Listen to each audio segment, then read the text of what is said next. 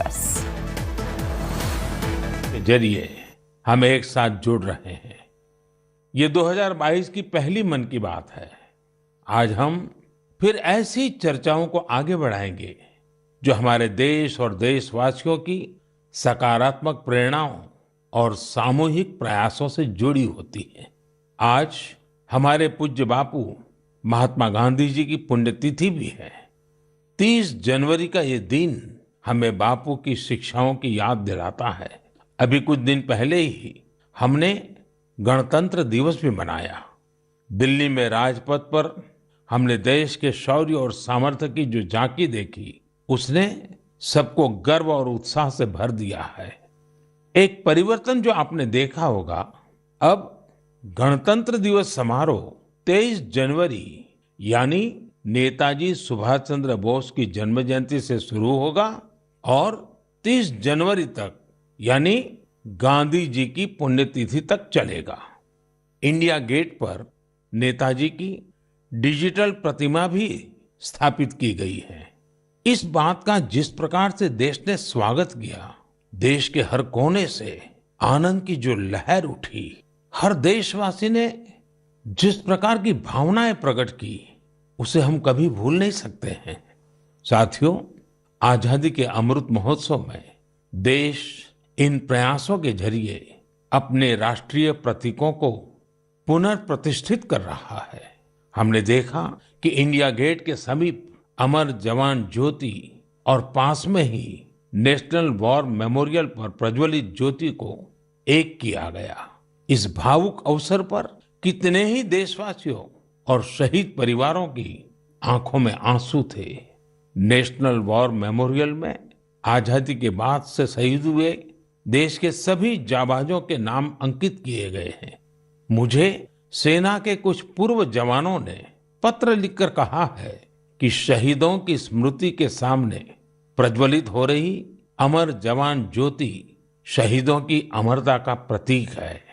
सच में अमर जवान ज्योति की ही तरह हमारे शहीद, उनकी प्रेरणा और उनके योगदान भी अमर है। मैं आप सभी से कहूंगा, जब भी अवसर मिले नेशनल वॉर मेमोरियल जरूर जाएं। अपने परिवार और बच्चों को भी जरूर ले जाएं। यहाँ आपको एक अलग ऊर्जा और प्रेरणा का अनुभव होगा। साथियों, अमृत महोत्सव के इन आयोजनों के बीच देश में कई महत्वपूर्ण राष्ट्रीय पुरस्कार भी दिए गए हैं। एक है प्रधानमंत्री राष्ट्रीय बाल पुरस्कार। ये पुरस्कार उन बच्चों को मिले जिन्होंने छोटी सी उम्र में साहसिक और प्रेरणादायी काम किए हैं। हम सबको अपने घरों में इन बच्चों के बारे में जरूर बताना चाहिए। इनसे हमारे बच्चों को भी प्रेरणा मिलेगी और उनके भीतर देश का नाम रोशन करने का उत्साह जगेगा। देश में अभी पद्म सम्मान की भी घोषणा हुई है। पद्म पुरस्कार पाने वाले में कई ऐसे नाम भी हैं जिनके बारे में बहुत कम लोग जानते हैं। ये हमारे देश के अनसंग हीरोज हैं, जिन्होंने साधारण परिस्थितियों में असाधारण काम किए हैं। जैसे कि उत्तराखंड की बसंती देवी जी को पद्मश्री से सम्मानित किया गया है। बसंती देवी ने अपना पूरा जीवन संघर्षों के बीच जिया।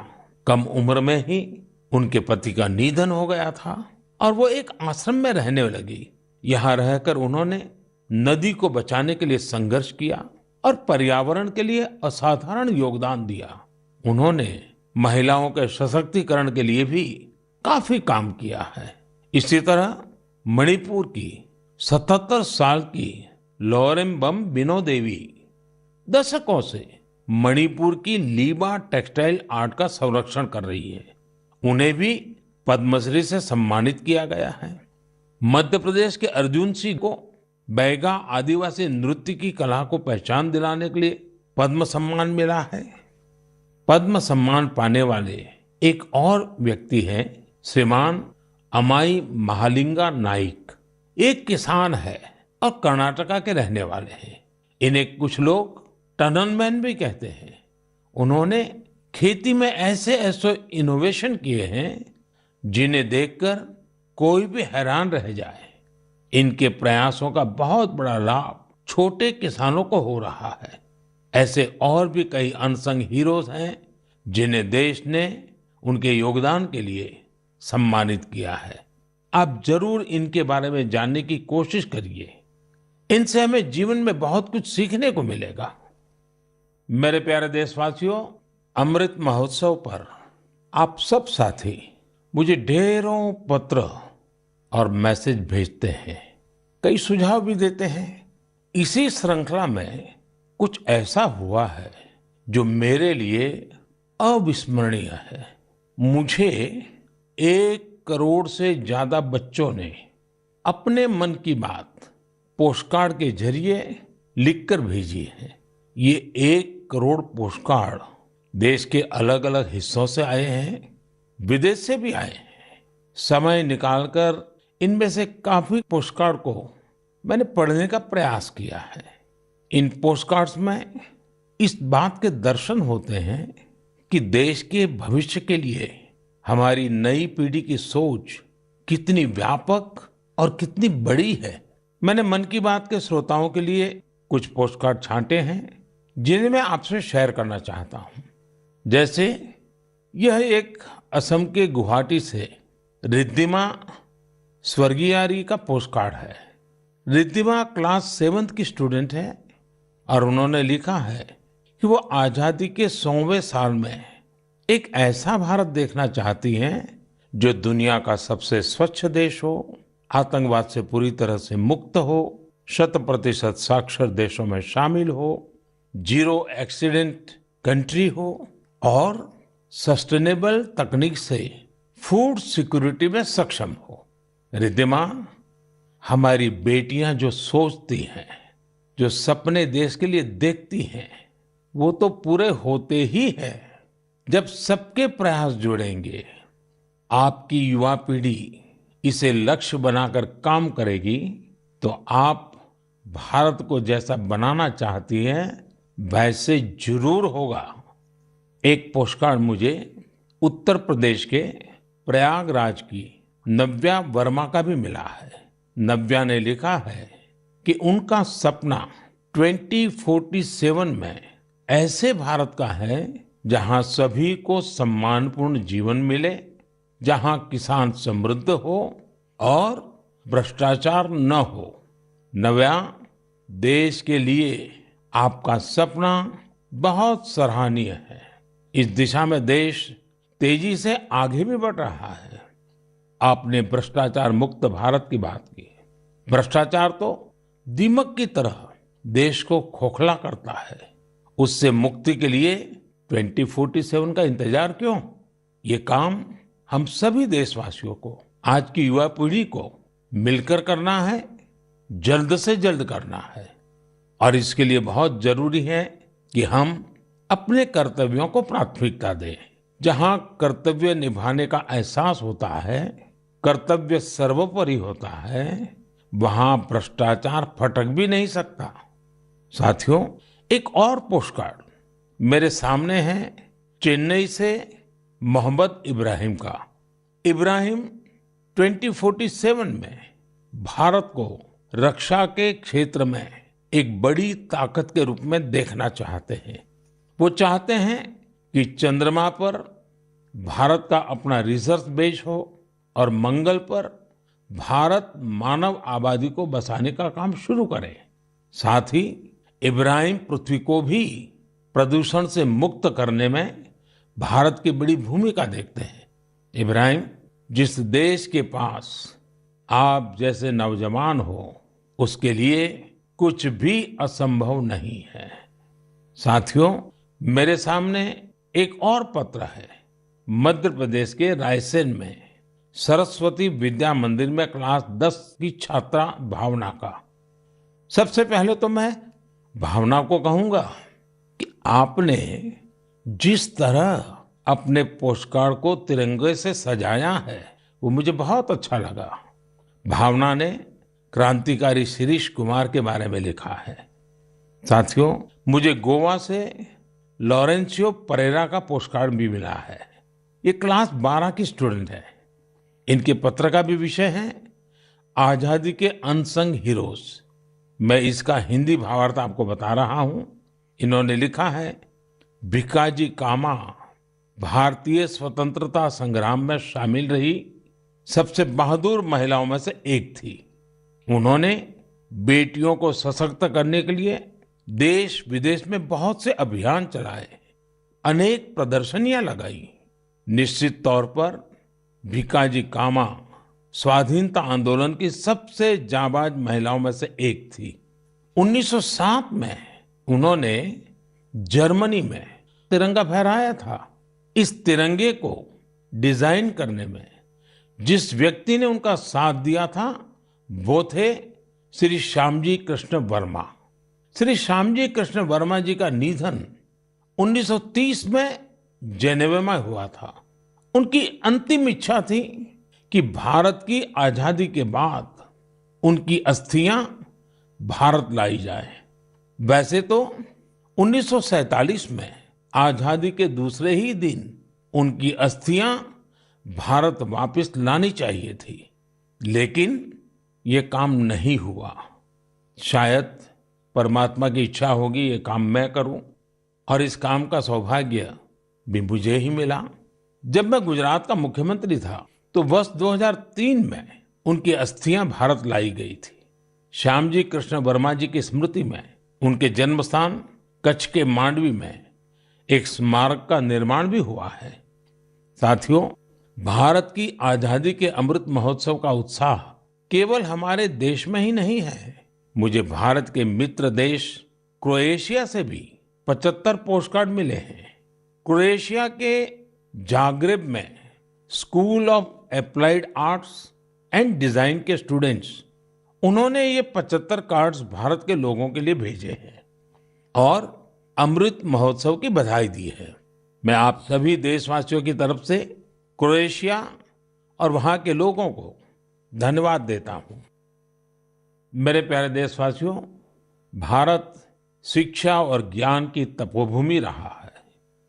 हमने शिक्षा को किताबी ज्ञान तक ही सीमित नहीं रखा, बल्कि इसे जीवन के एक समग्र अनुभव के तौर पर देखा है। हमारे देश की महान विभूतियों का भी शिक्षा से गहरा नाता रहा है। पंडित मदन मोहन मालवीय जी ने जहां बनारस हिंदू विश्वविद्यालय की स्थापना की, वहीं महात्मा गांधी ने गुजरात विद्यापीठ के निर्माण में अहम भूमिका निभाई। गुजरात के आणंद में एक बहुत ही प्यारी जगह है, वल्लभ विद्यानगर। सरदार पटेल के आग्रह पर उनके 2 सहयोगियों भाई काका और भीखा भाई ने वहां युवाओं के लिए शिक्षा केंद्रों की स्थापना की। इसी तरह पश्चिम बंगाल में गुरुदेव रविंद्रनाथ टैगोर ने शांति निकेतन की स्थापना की। महाराजा गायकवाड़ भी शिक्षा के प्रबल समर्थकों में से एक थे। उन्होंने कई शिक्षण संस्थानों का निर्माण करवाया और डॉक्टर अंबेडकर और श्री अरविंदो समेत अनेक विभूतियों को उच्च शिक्षा के लिए प्रेरित किया। ऐसे ही महानुभावों की सूची में एक नाम राजा महेंद्र प्रताप सिंह जी का भी है। राजा महेंद्र प्रताप सिंह जी ने एक टेक्निकल स्कूल की स्थापना के लिए अपना घर ही सौंप दिया था। उन्होंने अलीगढ़ और मथुरा में शिक्षा केंद्रों के निर्माण के लिए खूब आर्थिक मदद की। कुछ समय पहले मुझे अलीगढ़ में उनके नाम पर एक यूनिवर्सिटी की आधारशिला रखने का भी सौभाग्य प्राप्त हुआ। मुझे खुशी है कि शिक्षा के प्रकाश को जन जन तक पहुंचाने की वही जीवंत भावना भारत में आज भी कायम है। क्या आप जानते हैं कि इस भावना की सबसे सुंदर बात क्या है? वो ये है कि शिक्षा को लेकर ये जागरूकता समाज में हर स्तर पर दिख रही है। तमिलनाडु के त्रिपुर जिले के उदुमलपेट ब्लॉक में रहने वाली तायम्मल जी का उदाहरण तो बहुत ही प्रेरणादायी है। तायम्मल जी के पास अपनी कोई जमीन नहीं है। बरसों से इनका परिवार नारियल पानी बेचकर अपना गुजर बसर कर रहा है। आर्थिक स्थिति भले अच्छी ना हो, लेकिन तायम्मल जी ने अपने बेटे बेटी को पढ़ाने में कोई कसर बाकी नहीं छोड़ी थी। उनके बच्चे Chinnaveerampatti panchayat union middle school में पढ़ते थे। ऐसे ही एक दिन स्कूल में अभिभावकों के साथ मीटिंग में ये बात उठी कि कक्षाओं और स्कूल की स्थिति को सुधारा जाए, स्कूल इंफ्रास्ट्रक्चर को ठीक किया जाए। तायम्मल जी भी उस मीटिंग में थी। उन्होंने सब कुछ सुना। इसी बैठक में फिर चर्चा इन कामों के लिए पैसे की कमी पर आकर टिक गई। इसके बाद तायम्मल जी ने जो किया उसकी कल्पना कोई नहीं कर सकता था। जिन तायम्मल जी ने नारियल पानी बेच बेचकर कुछ पूंजी जमा की थी, उन्होंने 1 लाख रुपए स्कूल के लिए दान कर दिए। वाकई ऐसा करने के लिए बहुत बड़ा दिल चाहिए, सेवा भाव चाहिए। तायम्मल जी का कहना है, अभी जो स्कूल है उसमें 8वीं कक्षा तक की पढ़ाई होती है। अब जब स्कूल का इंफ्रास्ट्रक्चर सुधर जाएगा तो यहाँ हायर सेकेंडरी तक की पढ़ाई होने लगेगी। हमारे देश में शिक्षा को लेकर यह वही भावना है जिसकी मैं चर्चा कर रहा था। मुझे आईआईटी बीएचयू के एक एल्यूमिनस के इस तरह के दान के बारे में भी पता चला है।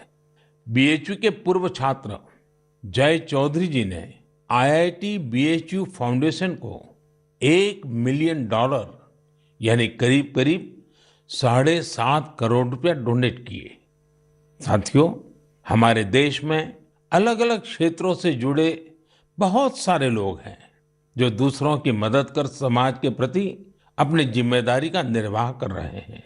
मुझे बेहद खुशी है कि इस तरह के प्रयास उच्च शिक्षा के क्षेत्र में, खासकर हमारी अलग अलग आईआईटीज में निरंतर देखने को मिल रहे हैं। केंद्रीय विश्वविद्यालयों में भी इस प्रकार के प्रेरक उदाहरणों की कमी नहीं है।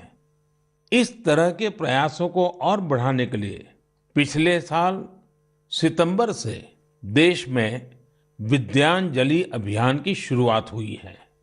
इसका उद्देश्य अलग अलग संगठनों, सीएसआर और निजी क्षेत्र की भागीदारी से देश भर के स्कूलों में शिक्षा की गुणवत्ता में सुधार लाना है।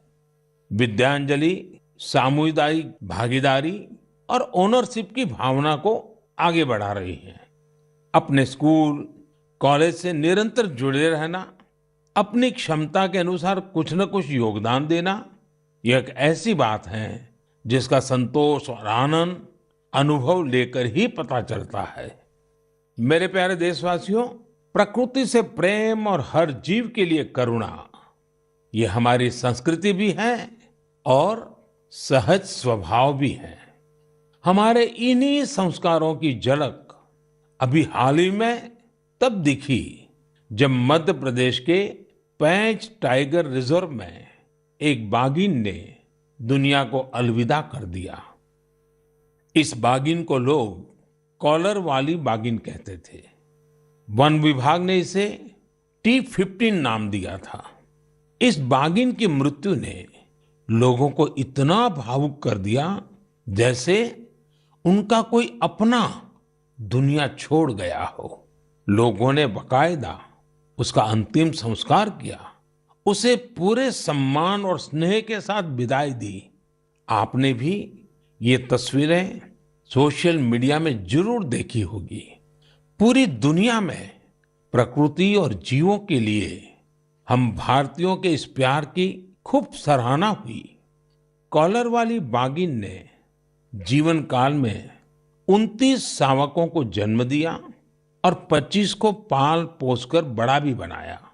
हमने T15 के इस जीवन को भी सेलिब्रेट किया और जब उसने दुनिया छोड़ी तो उसे भावुक विदाई भी दी। यही तो भारत के लोगों की खूबी है। हम हर चेतन जीव से प्रेम का संबंध बना लेते हैं। ऐसा ही एक दृश्य हमें इस बार गणतंत्र दिवस की परेड में भी देखने को मिला। इस परेड में प्रेसिडेंट्स बॉडीगार्ड्स के चार्जर घोड़े विराट ने अपनी आखिरी परेड में हिस्सा लिया। घोड़ा विराट 2003 में राष्ट्रपति भवन आया था और हर बार गणतंत्र दिवस पर कमांडेंट चार्जर के तौर पर परेड को लीड करता था।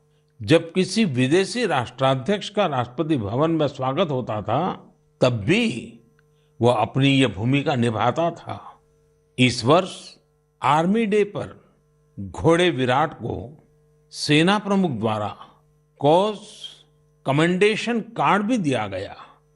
विराट की विराट सेवाओं को देखते हुए उसकी सेवानिवृत्ति के बाद उतने ही भव्य तरीके से उसे विदाई दी गई।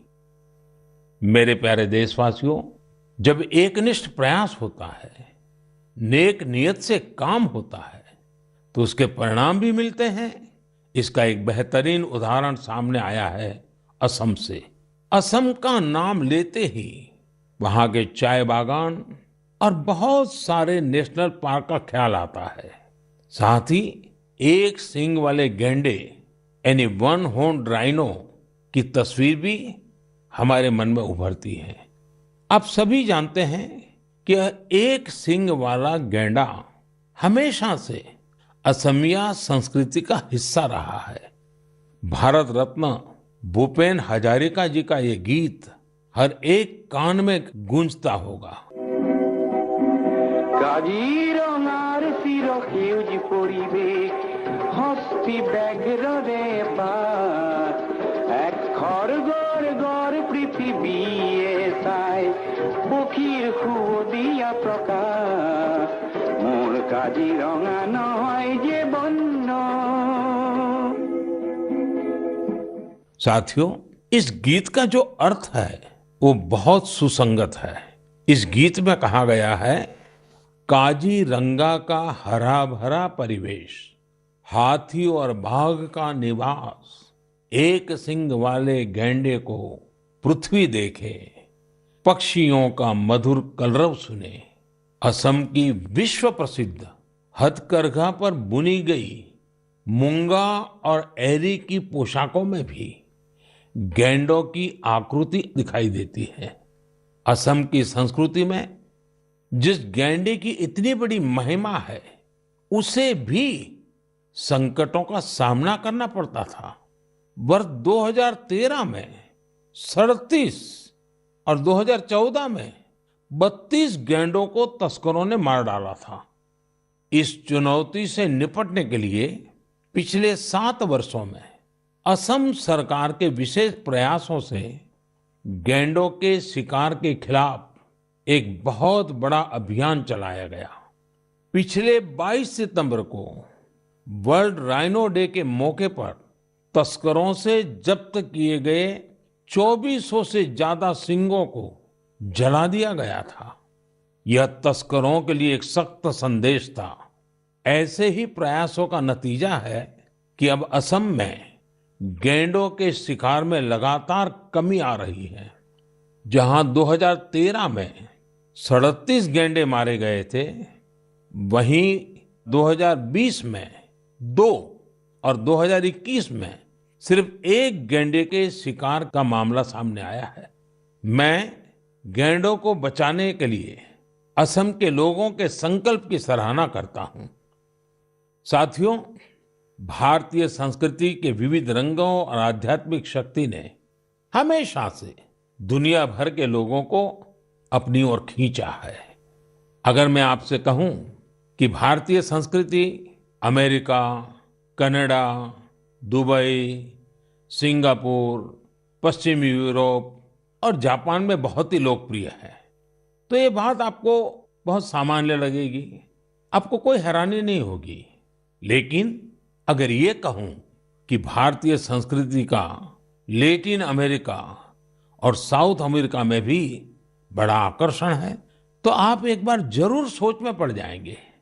मैक्सिको में खादी को बढ़ावा देने की बात हो या फिर ब्राजील में भारतीय परंपराओं को लोकप्रिय बनाने का प्रयास, मन की बात में हम इन विषयों पर पहले चर्चा कर चुके हैं। आज मैं आपको अर्जेंटीना में फहरा रहे भारतीय संस्कृति के परचम के बारे में बताऊंगा। अर्जेंटीना में हमारी संस्कृति को बहुत पसंद किया जाता है। 2018 में मैंने अर्जेंटीना की अपनी यात्रा के दौरान योग के कार्यक्रम में योगा फॉर पीस में हिस्सा लिया था। यहाँ अर्जेंटीना में एक संस्था है, हस्तिनापुर फाउंडेशन। आपको सुनकर के आश्चर्य होता है ना, कहाँ अर्जेंटीना और वहां भी हस्तिनापुर फाउंडेशन। यह फाउंडेशन अर्जेंटीना में भारतीय वैदिक परंपराओं के प्रसार में जुटा है। इसकी स्थापना 40 साल पहले एक मैडम प्रोफेसर एडा एल्ब्रेट ने की थी। आज प्रोफेसर एडा एल्ब्रेट 90 वर्ष की होने जा रही है। भारत के साथ उनका जुड़ाव कैसे हुआ, ये भी बहुत दिलचस्प है। जब वो 18 साल की थी, तब पहली बार भारतीय संस्कृति की शक्ति से उनका परिचय हुआ।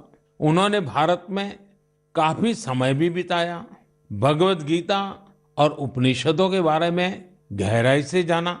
आज हस्तिनापुर फाउंडेशन के 40,000 से अधिक सदस्य हैं और अर्जेंटीना एवं अन्य लैटिन अमेरिकी देशों में इसकी करीब 30 शाखाएं हैं।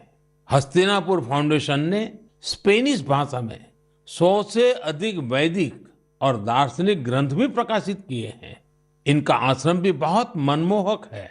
आश्रम में 12 मंदिरों का निर्माण कराया गया है, जिनमें अनेक देवी देवताओं की मूर्तियां हैं। इन सब के केंद्र में एक ऐसा मंदिर भी है जो अद्वैतवादी ध्यान के लिए बनाया गया है। साथियों, ऐसे ही सैकड़ों उदाहरण यह बताते हैं हमारी संस्कृति हमारे लिए ही नहीं बल्कि पूरी दुनिया के लिए एक अनमोल धरोहर है। दुनिया भर के लोग उसे जानना चाहते हैं, समझना चाहते हैं, जीना चाहते हैं। हमें भी पूरी जिम्मेदारी के साथ अपनी सांस्कृतिक विरासत को खुद अपने जीवन का हिस्सा बनाते हुए सब लोगों तक पहुंचाने का प्रयास करना चाहिए। मेरे प्यारे देशवासियों, मैं अब आपसे और खासकर अपने युवाओं से एक प्रश्न करना चाहता हूं। अब सोचिए, आप एक बार में कितने पुशअप कर सकते हैं? मैं जो आपको बताने वाला हूं वो निश्चित रूप से आपको आश्चर्य से भर देगा। मणिपुर में 24 साल के युवा थोना ओजम निरंजॉय सिंह ने 1 मिनट में 109 पुशअप्स का रिकॉर्ड बनाया है। निरंजॉय सिंह के लिए रिकॉर्ड तोड़ना कोई बात नहीं है। इससे पहले भी उन्होंने 1 मिनट में एक हाथ से सबसे ज्यादा नकल पुशअप्स का रिकॉर्ड बनाया था। मुझे पूरा विश्वास है कि निरंजॉय सिंह से आप प्रेरित होंगे और फिजिकल फिटनेस को अपने जीवन का हिस्सा बनाएंगे। साथियों, आज मैं आपके साथ लद्दाख की एक ऐसी जानकारी साझा करना चाहता हूं जिसके बारे में जानकर आपको जरूर गर्व होगा। लद्दाख को जल्द ही एक शानदार ओपन सिंथेटिक ट्रैक और एस्ट्रो टर्फ फुटबॉल स्टेडियम की सौगात मिलने वाली है। यह स्टेडियम 10,000 फीट से अधिक की ऊंचाई पर बन रहा है और इसका निर्माण जल्द पूरा होने वाला है। लद्दाख का यह सबसे बड़ा ओपन स्टेडियम होगा जहां 30,000 दर्शक एक साथ बैठ सकेंगे। लद्दाख के इस आधुनिक फुटबॉल स्टेडियम में 8 लेन वाला एक सिंथेटिक ट्रैक भी होगा। इसके अलावा यहाँ 1,000 बेड वाले एक हॉस्टल की सुविधा भी होगी। आपको ये जानकर भी अच्छा लगेगा कि इस स्टेडियम को फुटबॉल की सबसे बड़ी संस्था फीफा ने भी सर्टिफाई किया है। जब भी स्पोर्ट्स का ऐसा कोई बड़ा इंफ्रास्ट्रक्चर तैयार होता है तो यह देश के युवाओं के लिए बेहतरीन अवसर लेकर आता है। साथ साथ जहां ये व्यवस्था होती है वहां भी देश भर के लोगों का आना जाना होता है, टूरिज्म को बढ़ावा मिलता है और रोजगार के अनेक अवसर पैदा होते हैं। इस स्टेडियम का भी लाभ लद्दाख के हमारे अनेकों युवाओं को होगा। मेरे प्यारे देशवासियों, मन की बात में इस बार भी हमने अनेक विषयों पर बात की। एक विषय और है जो इस समय सबके मन में है और वो है कोरोना का। कोरोना की नई वेव से भारत बहुत सफलता के साथ लड़ रहा है। ये भी गर्व की बात है कि अब तक करीब करीब 4.5 करोड़ बच्चों ने कोरोना वैक्सीन की डोज ले ली है। इसका मतलब यह हुआ कि 15 से 18 साल की आयु वर्ग के लगभग 60% यूथ ने 3 से 4 हफ्ते में ही टीके लगवा लिए हैं। इससे न केवल हमारे युवाओं की रक्षा होगी, बल्कि उन्हें पढ़ाई जारी रखने में भी मदद मिलेगी। एक और अच्छी बात ये भी है कि 20 दिन के भीतर ही 1 करोड़ लोगों ने प्रिकॉशन डोज भी ले ली है। अपने देश की वैक्सीन पर देशवासियों का ये भरोसा हमारी बहुत बड़ी ताकत है। अब तो कोरोना संक्रमण के केस भी कम होने शुरू हुए हैं। ये बहुत सकारात्मक संकेत है। लोग सुरक्षित रहें, देश की आर्थिक गतिविधियों की रफ्तार बनी रहे, हर देशवासी की यही कामना है। और आप तो जानते ही हैं, मन की बात में कुछ बातें मैं कहे बिना रह ही नहीं सकता हूं। जैसे स्वच्छता अभियान को हमें भूलना नहीं है, सिंगल यूज प्लास्टिक के खिलाफ अभियान को हमें और तेजी लानी जरूरी है। वोकल फॉर लोकल का मंत्र ये हमारी जिम्मेवारी है। हमें आत्मनिर्भर भारत अभियान के लिए जी जान से जुटे रहना है। हम सबके प्रयास से ही देश विकास की नई ऊंचाइयों पर पहुंचेगा। इसी कामना के साथ मैं आपसे विदा लेता हूं। बहुत बहुत धन्यवाद।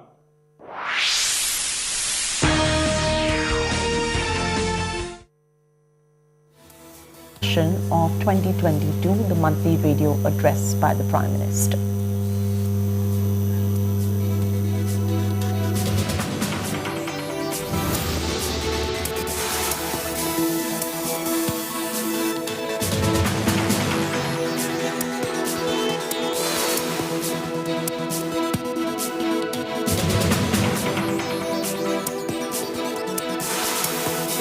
Prime Minister Narendra Modi addressing the Mann Ki Baat, the first radio address of 2022, his first Mann Ki Baat for the year 2022.